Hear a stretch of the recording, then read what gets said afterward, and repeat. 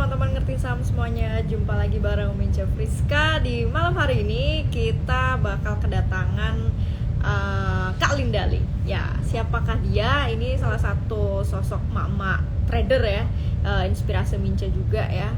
Satu-satunya cewek yang kayaknya sih kalau nggak salah ya, satu cewek yang megang CFTA, yaitu sertifikat pokoknya khusus technical analysis gitu di Indonesia. Jadi kalau dari sisi ilmu, pengalaman segala macamnya udah pantas banget kita kepoin malam hari ini ya, terutama buat emak-emak nih ya, karena malam ini judulnya aja semua emak-emak bisa berinvestasi ya, trading juga, investasi iya. Nah nanti kita kepoin ngobrol santai ya Mince sama Kak Linda. Kita invite dulu, apakah Kak Linda sudah join ya di tengah-tengah kita, atau Mince tulis dulu deh judulnya ya, emak-emak bisa investasi. Mana aja nih suaranya emak-emak? Kalau ada bapak-bapak juga nggak apa-apa sih, calon bapak juga nggak apa-apa. Emak-emak semua bisa investasi. Sebentar ya, kita ketik judulnya. Calon anak boleh nggak? Calon emak-emak boleh. Nah ini Tante Linda udah hadir nih, kita send request dulu ya. Manggil Kak Linda lebih santai ya. Mas-mas boleh gabung kok ya, walaupun judulnya hari ini emak-emak semua bisa investasi. Ini dia. Malam Calon Kak Linda. anak. Malam Friska. Gimana kabar kakak? Kabar baik, sehat Friska. Habis apa nih? Habis Duh, masak? Habis nemenin anak kerjain PR atau ngapain nih? abis nyiapin makan malam. Kalau PR anak-anak udah bisa sendiri sih. Oh ya Udah udah nggak pinter juga kan. ditemenin. Kalau aku nih Iya. masih kerucil-kerucil, masya Allah. Bikin naik darah terus. Oh, masih mesti mandiin, mesti nyuapin ya Friska ya. Iya, Masih aduh. ada bayi. Wah, kalau Kalinda udah melewati masa-masa itu ya, sesama dua anak, sama dua anak. Sama, dua anak, Nah, dua Kak, bocah.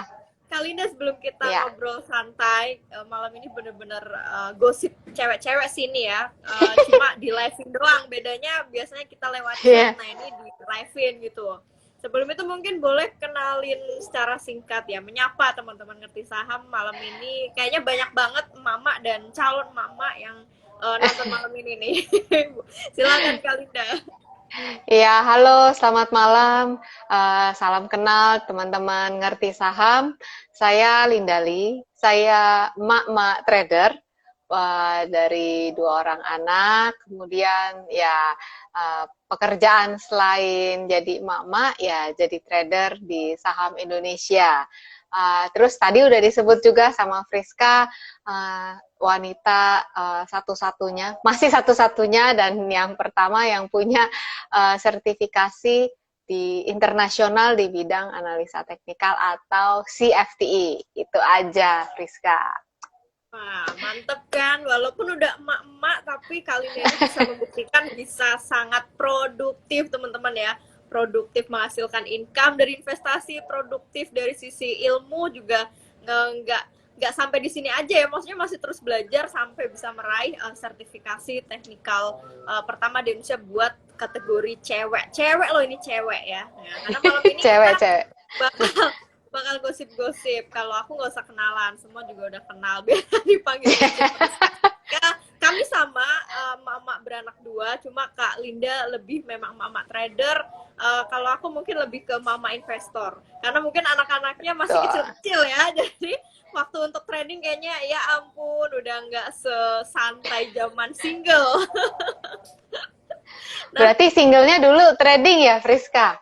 wah jangan ditanya tante.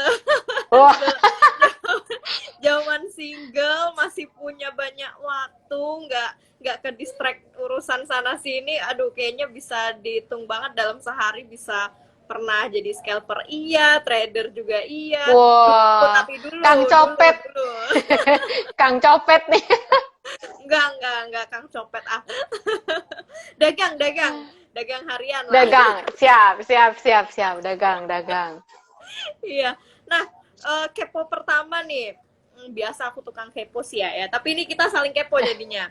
Dulu Iya, iya, awal-awal iya. kapan Kak Linda pertama kali terjun di dunia ini, dunia pasar modal khususnya saham. Terus awalnya apakah emang langsung tertarik untuk jadi trader atau sempat investasi dulu gitu? Oh, pertama kali sekitar tahun 2009 akhir ya. Jadi masuk ke saham karena udah kejeblos-kejeblos di dunia yang lain. Jadi udah udah udah bukan makan asam garam, udah makan garam-garam terus, nggak ada manis-manisnya di dunia yang lain ya. Sampai akhirnya ketemu saham. Karena di saham kan ada perusahaannya ya, kalau bisa ngelihat gitu barangnya. Jadi nyoba di saham, dan di saham nggak ada margin call. Jadi kayaknya boleh nih ya, karena kita sebelumnya saya kan sempat patah hati, kesel banget gitu sama dunia gini-ginian gitu, kayak nggak ada untungnya. Nah, pas ketemu saham, karena tahu nggak ada margin call, di situ saya mulai masuk.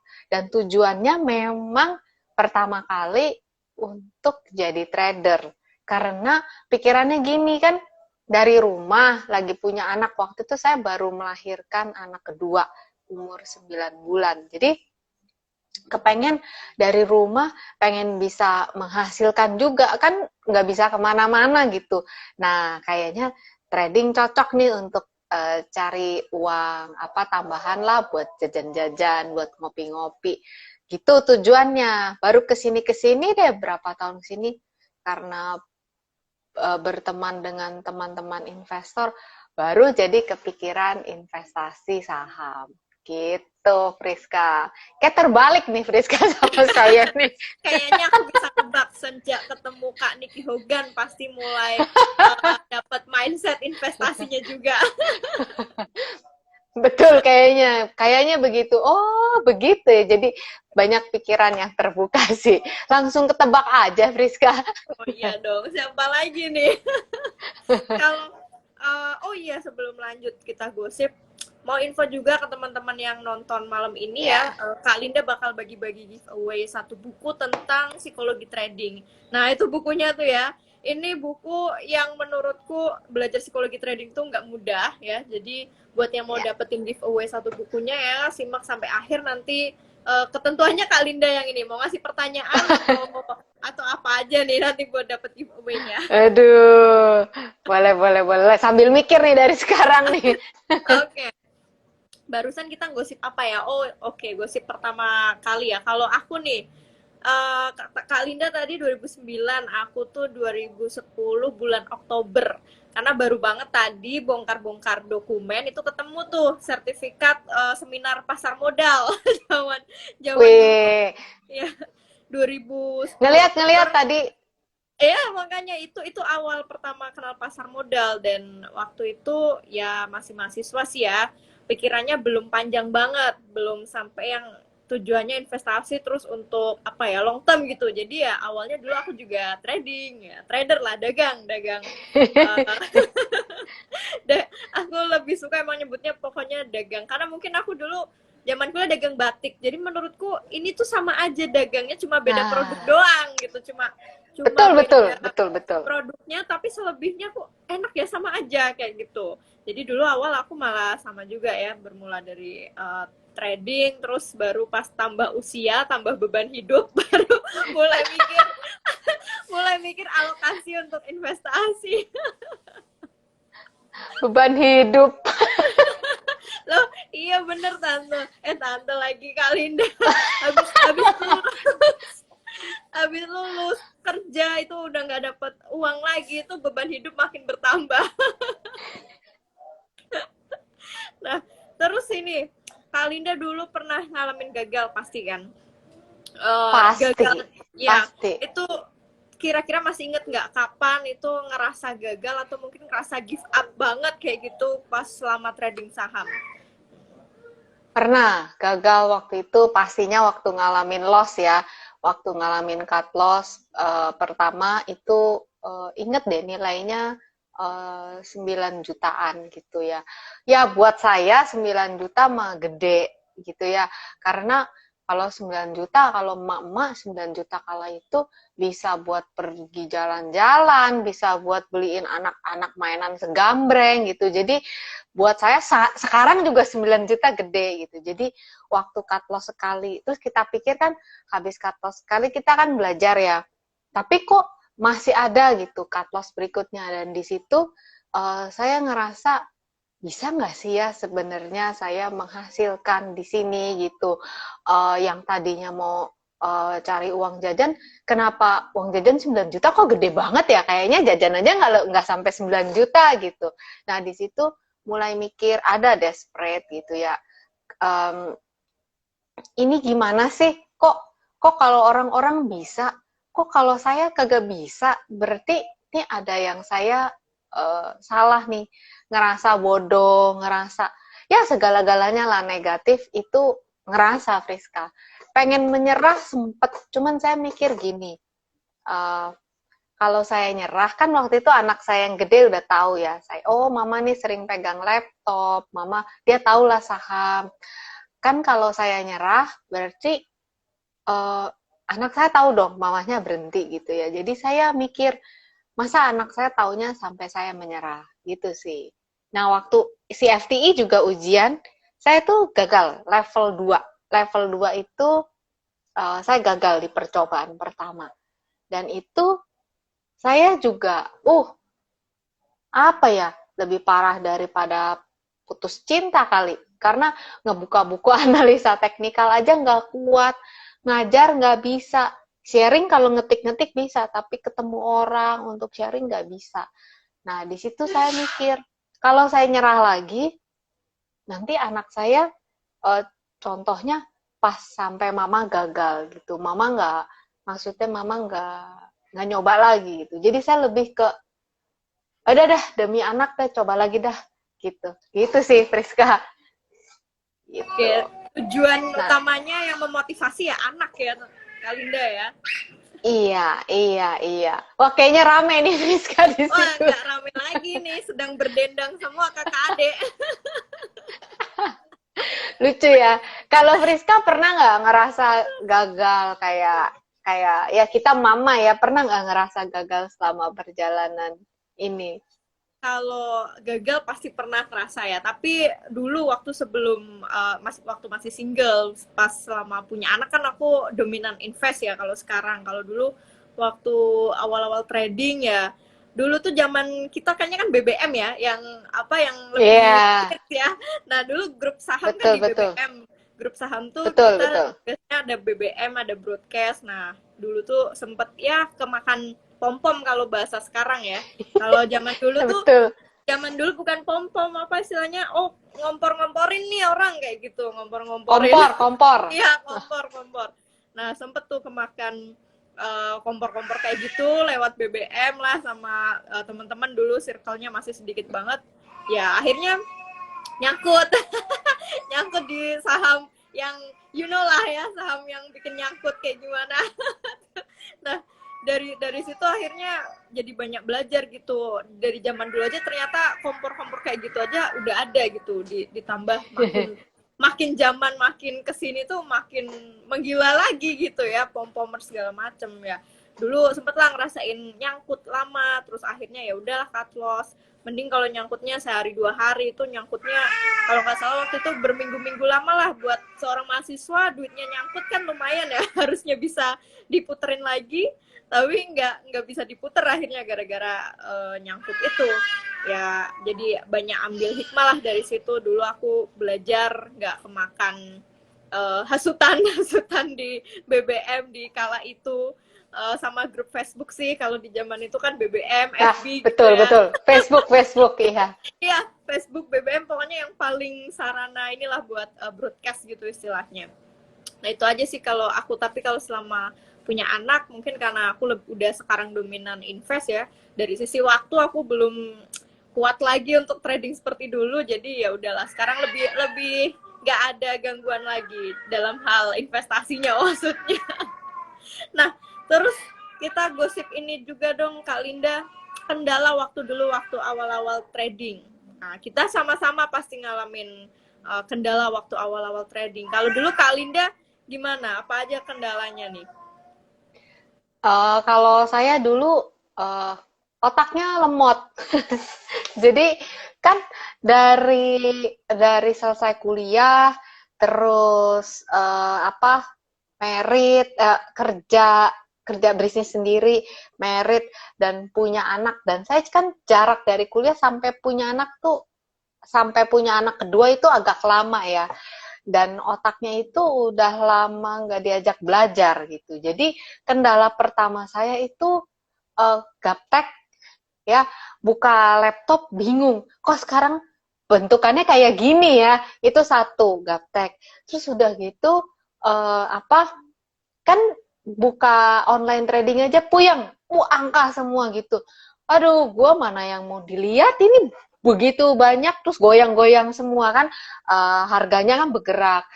Jadi kendala saya gaptek. Terus lemot. Maksudnya gini, kalau kita biasa ibu-ibu, ya kan? Terus ketemu orang-orang saham gitu. Kalau ngomong, saya tuh agak minder. Karena apa? Aduh, saya ini cuma ibu-ibu. Eh, Waktu itu ketemu temen-temen tuh kayak merasa kecil gitu. Aku nih dari dapur gitu ya, masuk ke orang-orang kantor gini mau ngomong apa. Jadi itu nervous. Eh, udah gitu pelajari apa support resisten bahasa-bahasa teknikal yang wah alhamdulillah tinggi gitu cuman nih susah masuk otak gitu jadi buat saya itu struggle boro-boro belajar ilmunya belajar gadgetnya belajar komputernya belajar online tradingnya aja itu sesuatu dulu jadi itu PR dulu buat saya baru naik ke ilmu jadi kendala saya itu. Dan lagi waktu itu punya bayi, jadi harus nunggu dia tidur dulu. Baru saya bisa belajar. Jadi pasti tengah malam ya udah jam 11. Jadi kadang-kadang, duh nih anak kapan tidurnya sih? Ya ampun, nih mama pengen buka komputer. Jadi sih kayak gitu. Kendala pertama-tamanya sih seperti itu sih, Friska. Gitu. Nah, kalau Friska apa nih kendalanya nih? Kalau kendalaku selama punya anak kurang lebih sama sih, susah buka gadget tuh harus curi-curi, tapi curi-curi pun juga percuma, nggak bakal bisa fokus ya, baru baca Iya, scroll ini satu udah langsung tarik gadgetnya lalu diambil gadgetnya, mana anak-anakku masih kecil-kecil kan. Jadi aduh nggak bisa banget kalau pas mereka masih pada on fire matanya alias melek, on fire. buka-buka laptop atau HP itu sudah tidak memungkinkan di saat seperti kondisi sekarang ya, di usia anak masih toddler. Kalau Kak Linda mungkin udah lumayan enak ya, udah gede-gede sekarang anaknya. Nanti mungkin aku juga akan merasakan maksudnya pas mereka udah gede.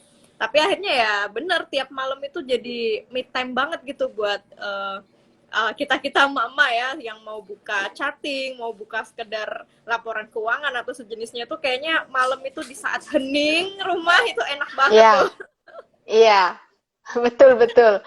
Makanya pas apa ya, ya pokoknya kalau udah malam udah pada tidur aja, udah aman ya Kalinda ya. Iya, merdeka mama. Kalau ini uh, waktu mulai awal kan waktu udah apa namanya udah nikah ya, udah punya anak ya dulu Kak Iya, Linda waktu awal-awal. Uh, Pas awal mulai juga pas udah jadi mama belum ya? udah Oh anak udah. dua, udah anak Oh anak udah dua. kedua saya mulai. Iya, telat banget ya. Friska nih yang bener-bener perfect waktunya saya udah kepala 3 loh baru kenal saham kalau Friska dari mahasiswa iri aku itu Oh, beneran. nggak itu hanya masalah waktu. Hanya masalah waktu aja. Terus terus apa namanya sampai detik ini maksudnya berarti kan udah hampir ya lebih lah 1 dekade lebih ya. Apa yang membuat Kak Linda bisa sampai sekonsisten sekarang ya? Bahkan trading loh, trading itu kan setauku butuh banget konsistensi, psikologinya segala macem. Itu gimana Kak Linda sampai bisa konsisten dan survive? Itu kata kuncinya sih yang paling penting, karena aku ngalamin sendiri di lingkunganku itu banyak yang nggak survive, ujung-ujungnya ya mereka cuma jadi trader tuh setahunan 2 tahunan, ngalamin cut loss banyak, dibilang udahlah kapok lah nggak mau lagi segala macem. Nah kayak gitu kan banyak yang terjadi di luar sana, sementara Kak Linda bisa mengatasi itu. Nah gimana itu caranya bisa sampai seperti sekarang ini Kak Linda? Apa ya? Mungkin karena eh, mungkin karena belajar menerima kesalahan. Kesalahan maksudnya, oke, saya selalu bilang ini, oke, saya sekarang salah, saya sekarang misalnya rugi, tapi saya mau belajar. Ini loh kesalahan saya tahun depan. Jadi saya selalu bilang tahun depan di bulan-bulan ini ingat ya, kamu harus begini, begini, begini gitu. Jadi itu satu. Terus yang kedua, eh, saya orangnya ngototan sih, Friska. Maksudnya gini, penasaran, lebih tepatnya penasaran kalau belum ketemu tuh penasaran pengen dicari kok kalau orang bisa, eh, saya pasti ada saya yang belum ngerti nih gitu. Jadi saya selalu merasa nih saya pasti ada yang masih kurang. Jadi sayanya nih yang masih harus berubah. Nah, ketika saya terus mencari gitu ya, mencari dan akhirnya menemukan caranya, ya jadi kan eh, apa ya? Jadi kan enak ya Rizka. Jadi kan maksudnya eh, ya ya udah kayak orang berenang. Oh, supaya nggak tenggelam harus begini, harus gini. Nah, setelah udah ngerti caranya, ya udah kan jadi terus-terusan pengen berenang. Ya kayak gitu sih. Eh, kenapanya ya mungkin kayak gitu sih Friska. Gitu. Berarti lebih lebih ke apa ya? Pengen belajar terus ya, ya kepo kepo terus kayak gitu ya Kak Linda ya. Kepo, iya iya. Ya, bahasa bahasa zaman now kan pokoknya kepo, keingin Kepo tahuannya ya. tinggi. Iya, tapi seru sih Kalau kalau ngobrolin gimana kita bisa bertahan sampai detik ini tuh emang gak gampang ya. Kak Linda pasti udah ngerasain juga lah, banyak ngerasain jatuh bangunnya segala macem. Aku pribadi kalau aku nggak punya motivasi yang kuat, kayaknya juga aku kayak teman-temanku yang lain sih, dari tahun 2014 mungkin udah bye-bye gitu sama saham segala macem, karena waktu itu banyak yang ngalamin loss lah, nyangkut lah, salah beli saham lah segala macem. Tapi mungkin kalau aku pribadi, aku lebih ke bener-bener apa ya, mengagungkan tujuan gitu. Karena aku sadar diri aku bukan anak sultan, sadar diri bukan bukan dari golongan-golongan atas lah, dan masih banyak banget tujuan-tujuanku yang menurutku ini semua harus bisa tercapai. Tapi kalau kalau cuma ngandelin nabung doang ya kayaknya susah nih kecapainya. Apalagi udah pengen punya cita-cita pensiun dini. Nah itu yang dari dulu bikin aku termotivasi terus, pengen bisa pensiun dini ya di bawah rata-rata orang pensiun lah. Itu mimpi besarku banget sih, sebisa mungkin. Kalau sekarang aku wih. belum kepala 3, ya aku pengennya Wih. sebelum kepala 4 gitu udah bisa. Wow. Tapi Luar biasa. ya, Berarti ya, pensiun dini nih yang dikejar. amin amin, itu mimpi besar yang nge-trigger ya, maksudnya nge-trigger aku pribadi kali Linda sampai detik ini. Maksudnya ya konsisten, ya nggak apa-apa nyicil lot demi lot, pokoknya demi mencapai mimpi besarku itu, bisa ngerasain pensiun dini dari nantinya ya pasif income-nya saham itu ya, dividen sih aku ngincernya ke situ. Itu yang jadi triggerku. Terus kita mau gosipin apa lagi ya Kak Linda ya? Nah, Ini ini nih. apa Nah, nih? ini nih. Ntar sebelum lupa. Nyicil lot demi lot. Ini penasaran nih. Apa, Friska kan suka ngomong tuh. Kemarin ya sempet pas Telkom lagi merah-merahnya sampai 3.000 tiga ribuan deh. Saya pernah lihat di IGS atau di mana. Duit mana lagi nih duit nih. Duit buat beli Telkom. Nah, maksud saya nyicil. Nah, itu saya sering lihat ya hashtagnya 1 juta lembar saham. Nah, itu apa sih yang maksudnya, apa itu? Itu maksudnya apa dan kenapa gitu loh. Itu tuh sebenarnya hashtag dari mimpi besarku tadi. Pengen bisa pensiun. Eh, apa ya pengen bisa pensiun dari passive income-nya saham. Jadi aku bayangin plus hitung-hitung sih ya, nggak cuma sekedar bayangin, hitung-hitung kalau misal nih aku punya 1 juta lembar saham di katakan mungkin di saham Telkom. Berarti aku butuh modal kisaran, aku hitung-hitung tuh ya kurang lebih 3 sampai 4 miliar kalau pengen bisa menghasilkan passive income dividen dalam setahun itu bisa menghidupi biaya sehari-hariku, misal kayak gitu. Nah, makanya dari situ aku termotivasi bikin gerakan nyicil saham sampai 1 juta lembar. Harapannya teman-teman yang mereka juga semangat nih mengikuti gerakan ini, ya mereka akan semangat mengumpulkan lot demi lot gitu. Sampai terkumpul nanti nggak berasa gitu sampai udah terkumpul, oh ternyata di RDN udah segini lotnya ya, yang tadinya 10 lot, 100 lot. Ntar tiba-tiba kita mama tuh, udah 1000 lot, ntar udah berapa sampai nanti 10.000 lot, itu nggak akan berasa asal kita bener-bener punya semangat itu, punya kebayang-bayang terus, wah nanti kayaknya enak banget nih pensiun passive income-nya dari dividen segala macem, dari mungkin diversifikasi, misal kayak sekarang aku diver ya ke ETF juga lah segala macem ya. Itu sebenarnya yang memotivasi motivasiku buat selalu nyicil gitu ya. Ini Pak Niki Hogan juga yang mengajarkan sistem nabung saham. Dedengkotnya sama ya kita ya. Dedengkot kita suhunya nggak beda lagi ya, tetap aja Kak Niki Hogan. tapi Oh, serius, jadi the power of nyicil itu nggak berasa gitu. Wah, dari awal tahun ya nyicil segini, sekarang udah segini gitu. Karena kita dikit-dikit nyicil. Kadang aku nggak peduli harga sih, ya, pokoknya nyicil. Karena kan targetnya masih nanti banget gitu, masih pensiun dininya, targetku masih beberapa tahun lagi. Jadi ya udah cicil terus. Jadi semakin berhemat untuk tidak konsumtif sebagai cewek.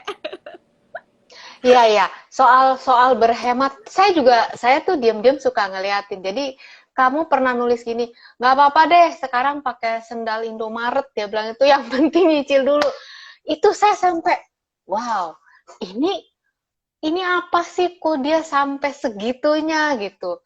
Terus terang ya, kalau soal investasi saya ini masih perlu berguru, karena kadang-kadang kan tahu sendiri ya trader ya, kalau trader kan gregetan gitu, udah sampai di bawah turun lagi, ya ampun gue di ayun lagi gitu, tahu gitu kan. Gue jual aja dulu, ntar beli lagi, kan suka gitu ya. Nah, kalau jadi investor kan imannya tuh, saya sih acung jempol ya, kalau investor tuh emang imannya kuat banget dah, kuat nahan, kuat nyicil. Itu yang kayaknya ini apa sih, gimana sih Friska bisa kuat nyicil dan nahan, misalnya dari hijau tebel jadi hijau tipis terus tebel lagi gitu, gimana caranya bisa begitu kuat? Wah, sebenarnya imanku itu tidak sengaja terbentuk karena punya 2 anak. Mungkin karena ini ya, karena satu kesibukan ya. Jadi secara tidak awal-awal imanku nggak kuat Kak, sama aja karena kebiasaan trading, karena aku pernah kerja di dunia persahaman juga, karir di situ, yang ngerasain ngadep layar monitor 2 sampai 3 PC itu susah sebenarnya untuk jadi iman ke investor ya, karena udah terbiasa trading. Tapi mungkin karena semenjak dalam tanda kutip waktu itu 1 kali 24 jam kok berasanya ini rutinitasnya kurang. Ini itu aja ya, ini itu aja, ngurus anak ini sama, pokoknya rutinitasnya itu aja, jadi imannya terbentuk dengan sendirinya. Dikarenakan lupa ternyata udah beli saham ini tuh misal ternyata ini udah dari beberapa minggu lalu udah beli, sekarang pas ngecek lagi turun, jadi nggak keseringan buka aplikasi sekarang, lebih ke RTI ya, RTI bisnis sering, tapi yang aplikasinya itu yang kayaknya jarang gitu, karena ya itu kalau buka aplikasi nanti lihat hijau dikit, iman traderku dulu akan kembali lagi pasti. Penyakit. Makanya, tapi akhirnya ya udah, mungkin karena ya itu tadi ya, mungkin ngerasa udah semakin sibuk ini segala macem, aku sadar diri dari sisi waktu untuk analisis teknikal segala macem udah tidak selonggar dulu. Ya udah aku nikmati aja sekarang, invest. Sekali aku masih swing juga kadang itu, tapi ya inilah nggak sesering seintens dulu itu. Wah, luar biasa, Rizka. Ya, awal-awal berat, tapi lama-lama jadi kayak gini, dipaksa, akhirnya terbiasa. Kalau mau nanya lagi, tapi maksudnya berarti kalau untuk invest itu eh, lebih karena ya tadi ya yang 1 juta lembar, 1 juta lembar ya, 1 juta lembar itu lebih cari ke dividennya ya, Rizka ya, Ya, aku lebih ke dividen. karena ukurannya nanti larinya ke sana. Oh, berarti Iya. saham-saham yang saya jadi terinspirasi juga nih. Wah, habis ini boleh nih cari-cari saham-saham yang high dividend nih untuk diinvest Bisa, bisa. berapa tahun ke depan gitu ya. Boleh, ini terinspirasi. Jadi habis ini hashtag 1 juta lembar saham. Semangat, semangat. Nah, gantian kita Semangat, semangat. gosipin gosipin trading dong. Kalau invest sih aku rasa nggak begitu butuh ilmu yang krusial ya, karena nyicil aja udah jadi strategi yang paling tepat kalau investasi. Nah, kalau trading ini kan complicated ya. Aku pernah merasakan. Nah, trading ala Kak Linda ini gimana nih selama ini? Apakah lebih ke swing? Apakah lebih apa ya, momentuman atau bahkan sekarang udah sering daily? Oh, saya swing. Daily enggak ya. Kalau saya swing karena ya masih apalagi di rumah ya kan. Jadi masih ngerjain ini itu kalau daily TikTok nggak kuat jantung. Saya deg-degan. Apa adrenalinnya kagak kagak kuat. Jadi karena tahu diri, sayang diri, pernah masuk UGD gara-gara day trading, terus harus ke Serius internis, Kak, akhirnya pernah masuk bertobat. masuk UGD gara-gara Serius, day trading? Itu tahun berapa itu? serius. Lupa ya waktu itu, pokoknya saya day trade, sahamnya gerakannya gila, udah gitu disuspend. Jadi saya stres. Aduh, disuspend, terus duitnya gimana? Kan kita nggak ngerti. Dulu parah, kalau trading itu, kan dulu kita offline, antar anak sekolah. Jadi, sembari nyetir, anak saya yang gede pasti ingat. Berhenti dulu di pinggir jalan, buka laptop. Harga saham berapa? Dan lama-lama kayak gitu rasanya nggak bener. Sampai akhirnya itu, uh, apa ini dada saya sakit jadi nggak bisa napas, kirain stroke karena panas panas di dada itu tembus ke belakang ke punggung. Terus sempet apa pikiran kan saya nggak boleh makan terlalu banyak micin, oh alergi micin nih, minum air anget nggak hilang juga, akhirnya ke UGD.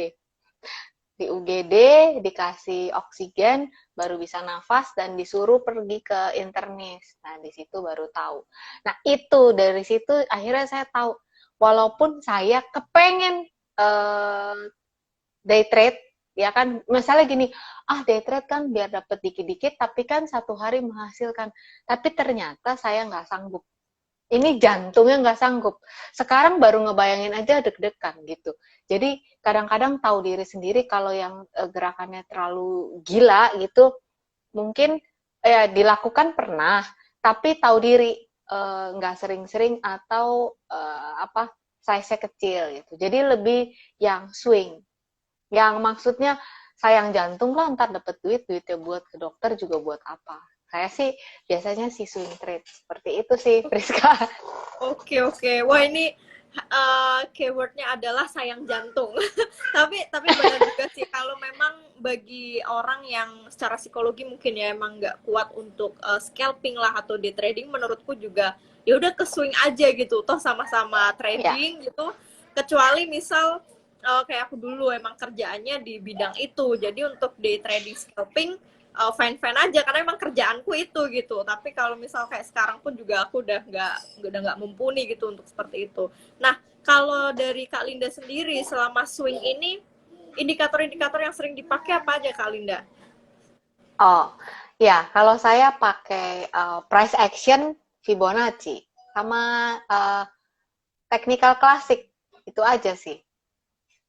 Candlestick ya itu price action kan candlestick and price action, terus Fibonacci sama technical classic, udah itu aja, Oke, technical klasik simple. contohnya apa Kak Linda? Mungkin banyak ah teman-teman belum familiar dengan istilah ah technical oh klasik. ya, Jadi pakai support resisten, trendline, seperti itu. Indikator pakai, tapi ya hanya untuk melihat momentum, gitu sih. Jadi kalau lihat chart saya ya candlestick, garis-garis, trendline, Fibonacci. Udah gitu doang ngelihat. Jadi memang ya waktu belajar CFTI kan kita harus belajar semua ya, semua gitu harus ngerti ini, ngerti itu. Tapi justru setelah saya ngelewatin CFTI, malah jadi ngerti buat saya. Jadi kan buat orang-orang beda ya, Friska ya, cocoknya yang mana. Nah buat saya justru yang simple, yang basic itu, yang simple itu ya yang cocok buat saya, yang powerful. Jadi saya pakai yang simple-simple aja, yang dasar aja gitu. Dan lagi yang paling penting dari semuanya justru setelah kesini-kesini belajar ya, justru psikologi. Karena dulu saya pikir, pemula, yang penting kita tahu analisa gini gitu ya kan. Ternyata begitu begitu market turun atau ya fear and greed itu kan selalu berperang di dalam diri. Nah, di situ saya baru belajar kayaknya bener deh. Nggak cuman ini deh, kayaknya psikologi kan berarti sayanya yang harus bisa mengendalikan diri gitu. Bagaimana harus bersikap, bagaimana menjaga mood, menjaga semangat. Kayaknya makin ke belakangan ini baru sadar, bukan hanya analisa teknikal, bukan hanya money management, justru ada satu hal yaitu trading psikologi nih yang perlu unsur ini bertiga jalan baru kita bisa ngelewatin survive lah di market, kira-kira sih itu, Rizka. Oke, ternyata kita sependapat. Aku dulu ya, jadi flashback dulu ya, zaman-zaman masih single segala macam. Cara bodohnya aku dulu waktu awal-awal ya, aku swing trading tuh cuma pakai stokastik. Itu doang.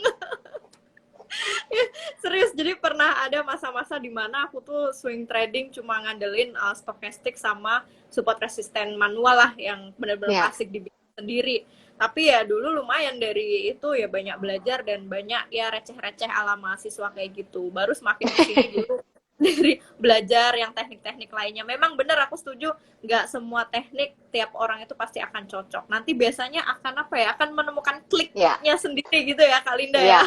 Iya, betul. Akan ketemu jodohnya sendiri lah di teknikal tuh yang mana tekniknya. Jangan kayak saya ketemu jodohnya juga di pasar modal. Wah, ngomong-ngomong di ngerti saham lah ada buka biro perjodohan ya. Itu bagus banget loh, Friska. Itu siapa tahu mereka bisa mengikuti jejakku ketemu jodoh di pasar modal. Betul, daripada yang antah berantah lebih baik yang sama-sama udah tahu kesukaannya, investasi, bener ya? Gitu. Jadi itu cocok. Enggak, kalau orang-orang zaman now tuh bilang sefrekuensi gitu ya, sefrekuensi. Nah, betul. Jadi nanti begitu chatting nggak ngomongin, hari ini mau makan di mana? Hari ini beli saham apa? Kayak gitu. Nah, yang kekinian. Terus Iya dong. Terus aku mau gosipin ini dong, psikologi trading. Itu susah-susah gampang dipelajarin. Itu gimana Kak Linda bisa sampai ngebentuk mental sampai seperti sekarang, itu gimana prosesnya Kak Linda? Ini yang banyak ditanyain soalnya sama teman-teman pasti. Iya, jadi kalau psikologi itu gimana ya? Mental itu nggak bisa dibeli, nggak ada di Tokped. Jadi mental itu cuman bisa dibangun. Jadi mau nggak mau kita harus ngalamin dulu sesuatu yang nggak enak, ya kan? Terus abis itu nemuin gimana caranya melewati ini semua.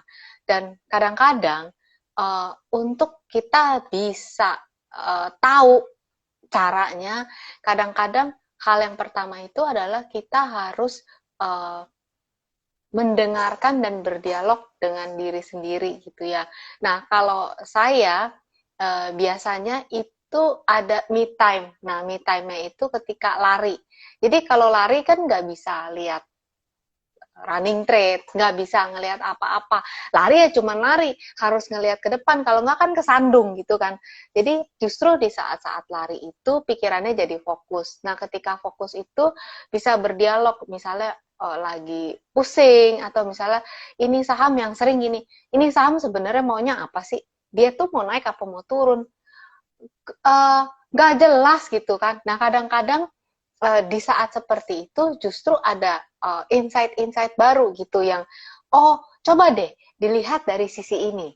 Nah itu saya sering banget, coba kamu lihat dari sisi ininya, kamu ukur misalnya, coba kamu lihat ada pola candlestick terbentuk nggak, coba cek ini itu. Nah seperti itu, atau coba lihat gambaran besarnya, coba lihat tahun kemarin dia kayak gimana. Nah ketika lagi ruwet, ketika kayaknya butek itu, ini nggak bisa dilihat.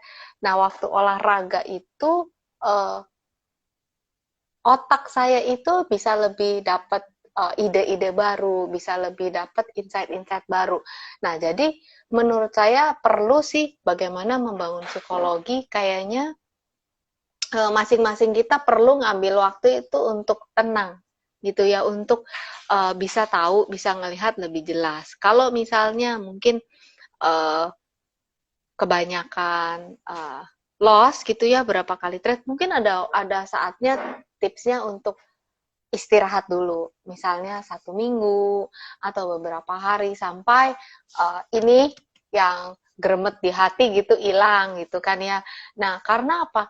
Kan kita yang ngejalanin ini semua. Kalau kitanya ini kayak kopi masih butek, kan susah ngelihat segala sesuatu. Jadi kayaknya harus tenang dulu, mengendap, baru bisa ngelihat segala sesuatunya lebih jelas. Itu sih kalau saya, Rizka. Oke, jadi karena memang trading ini ya identik dengan emosional, ya ketika Betul, mungkin pas betul. di loss, jangan langsung memaksakan, karena dulu aku pernah ngalamin yang namanya loss, pengen ngerasain cepet-cepet balikin lossnya. Nah itu Iya, mungkin yang kurang tepat ya, dan kurang bijak mungkin ya, jadi lebih baik break bentar, istirahat bentar, iya, nggak usah buka running trade ya, mungkin sekedar apa ya, introspeksi gitu ya Kak Linda ya, dan evaluasi. Kalau betul, betul. udah tenang, udah lebih kalem, nah silahkan mulai susun strategi plannya lagi, trading plannya lagi, kayak gitu. Betul, betul, betul, betul. Kak Linda, aku izin untuk pilih 3 penanya dulu nih ya, karena udah banyak banget nih yang Siap, siap. tulis di kolom Q&A. Nah ini ada yang nanya, mana nih? Dari Mbak Dita, Prima Dita, trading modal kecil strateginya kira-kira gimana? Sama, dulu juga pasti aku juga waktu masih mahasiswa kecil-kecil banget. Iya. Ini Friska apa saya nih yang jawab nih? Kak Linda. Oke, trading modal kecil strateginya pegang sahamnya jangan banyak-banyak gitu. Terus belinya nyicil. Itu sih kalau kalau saya gitu. Jadi mungkin maksimal berapa? 3 kali ya gitu. Terus belinya nyicil. Itu sih kalau strategi seperti itu. Itu aja. Apa terus pilihnya saham apa ya? Saham blue chip atau second liner. Itu aja sih gampangnya. Kalau Friska gimana tuh? Mungkin bisa nambahin juga. Aku dulu modal pertama tuh 500.000. Tapi dulu aku langsung beli 3 emiten tradingnya. Nah, dari situ aku belajar sih, memang kalau modal masih kecil, apalagi dulu waktu masih mahasiswa, sadar diri lah modal nggak seberapa, nggak usah sok-sokan ambil banyak emiten. Akhirnya gara-gara waktu itu ambil langsung 3, ya wassalam ya, akhirnya cuma dapat 1 doang yang cuan. Akhirnya semenjak itu aku lebih sering fokus ke satu, untuk trading ya, oh, maksudnya emang untuk yang dagang udah aku fokus satu, tapi nggak 100% duitnya aku masukin ke situ. mm-mm. Intinya sih cuma pegang satu, jadi dengan modal kecil aku tetap fokus aja ngamatinnya saham itu doang gitu. Pas Nah udah itu. kerja, udah nambah modal, ya pelan-pelan sih naikin ini ya jumlah emiten. Tapi kalau untuk trading aku tetap nggak bisa banyak-banyak, paling 2 sampai 3 doang kalau untuk dulu trading tuh. Kayak kita ngawasin anak ya, Friska. Semakin banyak anak, semakin susah ngawasinnya. Ya mungkin Iya trading bener, juga gitu. ini curhatan mama ya. Tetap ke anak lagi. Tetep ujung-ujungnya bener ya, kayak ngeliatin anak-anak dua masih terpantau. Ntar kalau mungkin ada 5 6 gitu gimana ya mantaunya? Oh, aduh, puyeng. Kelupaan biasanya, ada yang kelupaan pasti. Oke, nah kita lanjut ke pertanyaan berikutnya nih untuk Kak Linda. Dari Mbak Akila Afi, kalau trading terus mau TP, lebih baik dijual semua apa sebagian dulu? Atau apa sebagian aja? Oke, kalau trading mau gini, kalau misalnya, ini saya langsung ngomong teknisnya aja ya. Kalau misalnya kita udah sampai di area, ini kan jual, berarti kita tahu area jual itu adalah di area resisten. Kalau itu adalah area resisten yang kuat, misalnya area all time high atau area tertingginya dia tahun kemarin, ya kan? Bukan all time high, misalnya pilihannya area all time high, area tertinggi setahun yang lalu, lalu ada confluence apa, ada area resisten di mana beberapa indikator itu menyuarakan yang sama bahwa itu adalah area resisten, kita bisa jual semua. Tapi kalau misalnya kita ketemu ini resisten tapi resisten nanggung, antara masih ada potensi untuk naik lagi atau enggak, kita bisa jual sebagian. Jadi kalau jual sebagian gini, begitu turun, sebagian itu kita bisa buyback lagi, begitu naik kita bisa bilang, untung masih punya sebagian, masih setengah yang belum dijual. Seperti itu sih pertimbangannya, Rizka. Oke, semoga membantu ya Mbak Akila Afi kekepoannya terhadap taking profit saham seperti apa. Nah, ini karena banyak pertanyaan, aku lanjut dulu nih. Mumpung ada Kak Linda yang bisa menjawab semuanya. Mana nih pertanyaannya? Nah, ini ada yang nanya, ini bapak-bapak apa mama nih. Kalau trading sama investasi perlu dibedain sekuritasnya nggak? Mungkin RDN-nya ya, rekening sahamnya. Kalau saya bilang perlu supaya nggak tergoda. Kalau kalau trading ya trading aja, kalau investasi investasi aja. Karena kalau digabungin nanti itu yang tadi iman tradingnya nggak ngelihat. Kalau investasi kan kita kayak freeze kayak udah lupa itu adalah berkah kalau investasi. Kalau trading lupa gawat gosong kan. Wah, keburu turun nggak sempet dijual. Nah kalau menurut saya karena strateginya beda, mendingan rekeningnya dibedakan gitu supaya tidak saling salah salah kaprah gitu sih kalau jawaban saya. Saya sendiri Bener. dibedain kok. Aku ini setuju banget karena nggak bisa kalau aku pribadi psikologinya nggak main kalau misal dalam satu rekening, apalagi misal pengen dulu tuh trading dan invest di saham yang sama, nah itu nggak mungkin banget di Nah, satu satu rekening. betul betul betul Nah, betul banget. jadi untuk menjaga tingkat kewarasan teman-teman semua, kita semua ya, mungkin emang lebih enak tuh dipisah ya. Jadi lebih terjaga psikologinya. Yang satu mungkin bisa lupain karena investasi, yang satu ya kita pantau untuk belajar trading itu sendiri. Oke, kita lanjut pertanyaan berikutnya dari Mbak Erika. Apa trading plan Cilinda? Trading plan untuk pemula deh mungkin ya. Oke, kalau trading plan itu isinya ada 3 ya. Jadi kayak gini, trading plan kan rencana trading. Sama aja kayak kita punya rencana pergi. Berarti perginya tanggal berapa, pulangnya tanggal berapa, gitu kan ya. Nah, kalau trading plan sama, isinya ada 3 hal, yaitu belinya di berapa, jualnya di berapa, stop loss-nya di berapa, bedanya gitu. Nah, trading plan itu isinya ya saya membuat trading plan, saya mau beli satu saham ini di area berapa, lalu stop loss-nya di berapa, itu yang dulu buat saya nggak penting. Stop loss itu pikir, ya udahlah nanti. Justru sekarang stop loss itu sebelum beli kita tahu. Kalau misalnya pergerakan harga tidak sesuai dengan harapan, misalnya bukannya naik malah jadi turun, kita tahu kita mau membatasi resikonya sampai di mana. Nah, jadi itu yang dipikirkan dulu, belinya di berapa, stop loss batas resiko saya di berapa, baru take profitnya mau di berapa. Jadi itu sih isinya trading plan, 3 hal itu. Itu Oke, itu untuk ya Mbak Erika teman-teman tadi. catat dalam trading plan itu sebenarnya secara 3 itu aja ya. Kapan mau beli, batasan cut loss, dan kapan mau jual ya. Kedengarannya simple, tapi tetap butuh belajar dan praktik terus ya teman-teman ya. Oke, Kak Linda, karena kita nggak berasa udah hampir sejam, mungkin Kak Linda Iya, boleh apa nih buat giveaway-nya mau dalam bentuk apa nih? Pertanyaan atau oke. apa nih? Satu Pertanyaan buku aja ya. boleh boleh. Iya, Yang pertanyaan aja. Tadi yang kan tercepat atau gimana nih? yang tercepat, yang tercepat dan benar. Oh, Ya, di kolom tadi komentar kan berarti ya. ya di kolom komentar. Friska berarti yang lihat ya. Oke oke, Oke, aku pantau nih. oke. Pertanyaannya gini, tadi kan udah sama-sama dengerin dari depan. Pertanyaan adalah tahun berapa Friska mulai kenalan sama saham? Waduh, pertanyaannya malah ke aku. Ayo, ada yang masih inget nggak? Yang pertama dan yang benar jawabannya ya, Kak Linda ya. Iya, iya betul. Nah, ini udah ada Ini nih kalau yang langsung. Udah bener nih.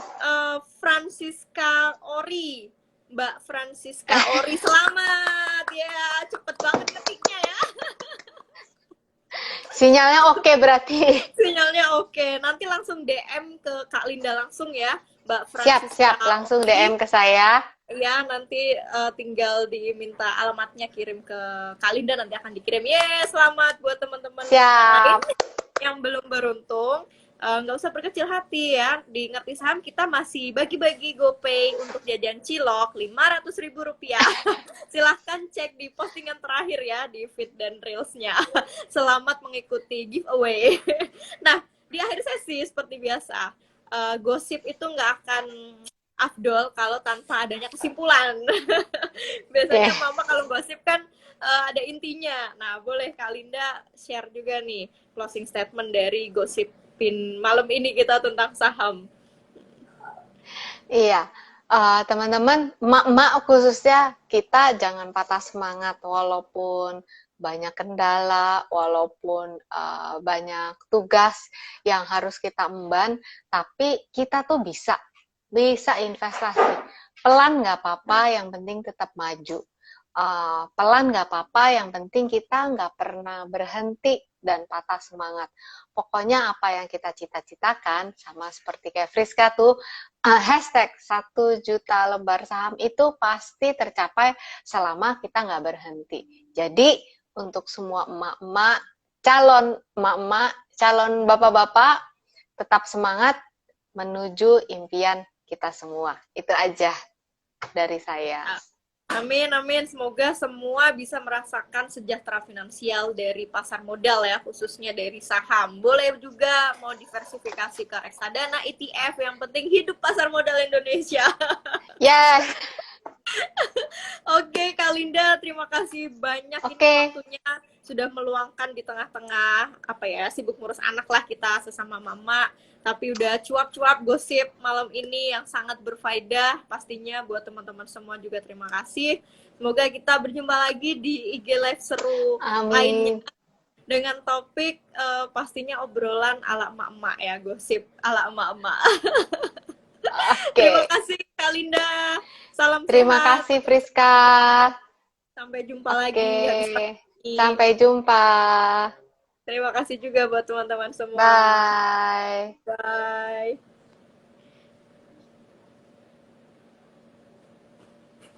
Bye.